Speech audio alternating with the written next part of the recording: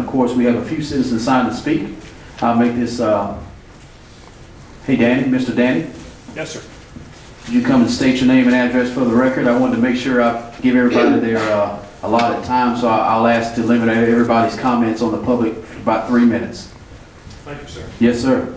My name is Danny Hembree. My address is 14857 Romulus Road, Coker, Alabama. And I've lived in Coker for about 46 years, and I've worked here in Northport for over 32 years, and I've spent a lot of tax money in Northport. So I hope this qualifies me to address this council and not be arrested. What I'm about to say is not intended to harass, intimidate, offend, conspire, coerce, or cause anxiety, alarm, or distress. It is presented pursuant to legal authority to facilitate the stated intentions. I am chairman of the Tuscaloosa Chapter of the League of the South.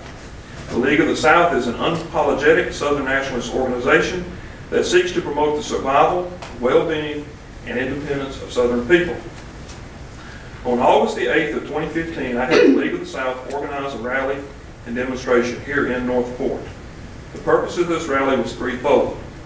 Number one was the support of the Confederate flag, which had been falsely vilified. Number two, support of Christian marriage. And number three, support of the pro-life message. I worked with the city of Northport, and the rally was permitted. I would like to add that Officer Smitherman was very helpful and professional throughout this permitting process. The permit stated that we had the corner of Highway 43 and 82 on Northport City Hall side. It was for the grassy area between the parking lot and the turning lane of Highway 82. We also were permitted to use the parking lot, and I have a copy of the permit here with me. The rally was supported by about 95% of the people that drove by. We had about 20 minutes left in the rally when we were approached by a man who failed to identify himself and stated that we had to remove the large Confederate flag that was draped over a camper. He was very, very belligerent and even threatened to have the camper towed if the flag was not removed. When asked why the flag had to be removed, he said that the flag was advertisement. He could not be reasoned with and was very threatening. He said that our permit only covered the grassy area from electric poles to the turning lane of Highway 82. When he got ready to leave, I had to go up to his truck and ask who he was, which he answered, Scott Collins. I will not go into civil rights violations committed by Mr. Collins due to the time, but there are multiple ones.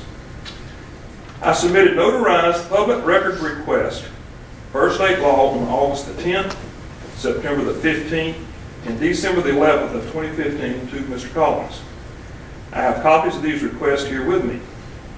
Some of these requests were answered after the second request was submitted. One of the requests not answered was the following. I request a copy of the code, statute, or an ordinance from the city of Northport in respect to historical flags being used as advertisement. If the requested documents do not exist, please state so in your signed written response. If you deny this request, please state in your signed written response for the basis of the denial, including the exact statutory citation authorizing the denial. I feel the reason that Mr. Collins has not answered this request is because there is no code or ordinance relating to Mr. Collins' original declaration on August 8th of 2015. I have a copy of the ordinances relating to advertising for the city of Northport that I found online last week here with me, and there's nothing in the advertising ordinances relating to flags. Northport Code 6-7 even states, quote, temporary signs are exempt from fees and permits, unquote. Is Mr. Collins stepping outside of his legal authority and fabricating ordinances as he feels? Does this not strip him of his political immunity and open him to personal liability? The council and mayor are not immune from this as well. Each one of you has been sent a copy of the request when Mr. Collins was sent copies. You are elected and Mr. Collins works for you and the people. He is accountable to the mayor and the council. And I want to be rude or disrespectful. I've got about 2 more sentences. Yes, sir. Okay, I'm sorry. No, you're good. You're good. Okay. I'm sorry, what would you need, Jay? No, I was just telling you, actually your time is up, but if you got 2 sentences. I've got about 2 or 3 more sentences. No, you're good. I know Mr. Collins has brought multiple problems in the past to the city of Northport, and for those I cannot and I will not speak of. The League of the South is requesting one of 2 things from the city of Northport due to Mr. Collins' willful actions. We are asking for a written apology from Mr. Collins on City of Northport letterhead or we ask that the council terminate Mr. Collins' employment with the city of Northport. Thank you.